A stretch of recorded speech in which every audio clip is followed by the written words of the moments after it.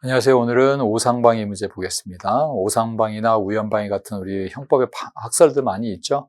우리 형법에 있는 학설 같은 문제들은 내용을 제대로만 이해하고 있다면 판례보다 훨씬 쉬워요. 근데 이 학설을 이해를 못하고 있으면 학설이 항상 걱정이 되고 항상 좀 두려운 존재가 되는데, 내용을 정확하게만 이해하시면은 굉장히 쉬운, 판례보다 훨씬 쉽게 풀 수 있는 문제니까 잘 정리를 하셨으면 좋겠습니다.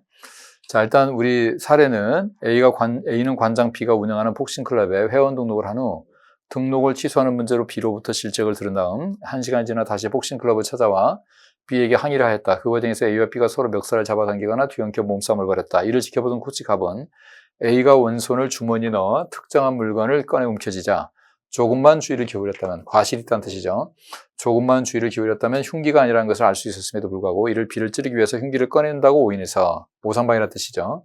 흉기를 꺼낸다고 오인하여 A를 다치게 해서라도 이를 막고자 A의 왼손을 때려 손가락 골절상을 입혔다. 그러나 A가 움켜쥔 물건은 휴대용 녹음기로 바뀌었다. 오상방입니다. 그리고 골절상이니까 이건 상해죄를 논해야 되겠죠. 자, 엄격 고의설을 따면 갑에게는 A에 대한 상해죄의 고의가 인정된다. 우리 엄격 고의설은 학설에서 고의라는 걸 기억하시라고 했어요. 위법성 인식을 고의 요소로 보기 때문에 고의가 없어집니다. 그래서 이건 고의가 안 되고 과실범으로 갑니다. 자, 제한 고의설에 따르면 갑이 현실적으로 자신의 행위가 위법하다고 인식하지 못했지만 위법성을 인식할 가능성이 있기 때문에 갑에게는 A에 대한 과실치상죄가 성립한다. 자, 제한적 고의설은 고의로 보긴 보는데 앞에 제한자 붙었죠. 제한자는 엄격 고의설을 조금 뭐라고 할까요? 약간 요건을 완화시킨다고 보면 돼요. 원래 고의라는 건 인식이 있어야 고의가 인정되는 건데, 인식이 없어도, 인식의 가능성만 있어도 고의를 인정하겠다는 게 우리 제한적 고의설이에요. 그럼 여기 보면 위법하다 인식하지 못했지만 인식할 가능성만 있었다고 하더라도 그대로 고의를 인정해버립니다. 따라서 그냥 과실치상죄가 되는 건 아니죠. 엄격 책임설에 따르면 갑에게는 A에 대한 상해죄의 고의가 조각된다. 자, 엄격 책임설은 책임이에요. 따라서 고의는 그대로 인정하고 책임만 조각을 합니다. 따라서 고의가 조각되지 않죠. 책임만 조각됩니다. 자, 법역과 제한적 책임설에 따르면 갑에게는 A에 대한 과실치상죄가 성립한다. 자, 법역과 제한적 책임설은 책임설인데 앞에 제한자 붙었죠. 아까 우리 제한적 고의설도 엄격 고의설을 조금 제한한 거라고 했잖아요.